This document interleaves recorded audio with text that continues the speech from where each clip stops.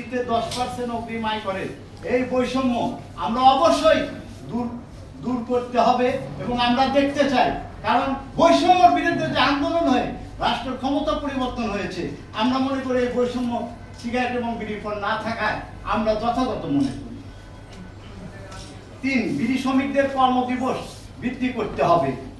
4, নিম্ন স্তরে সিগারেটের মূল্য বৃদ্ধি করতে হবে।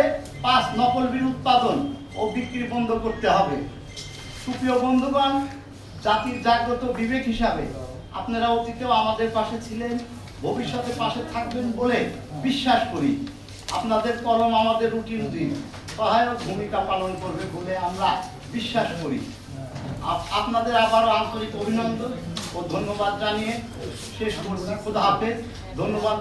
মোহাম্মদ হারিফ হোসেন, সাধারণ সম্পাদক, বাংলাদেশ বিড়ি শ্রমিক ফেডারেশন। আপনাদের যদি কোনো প্রশ্ন থাকে আপনারা আমাদের করতে পারেন।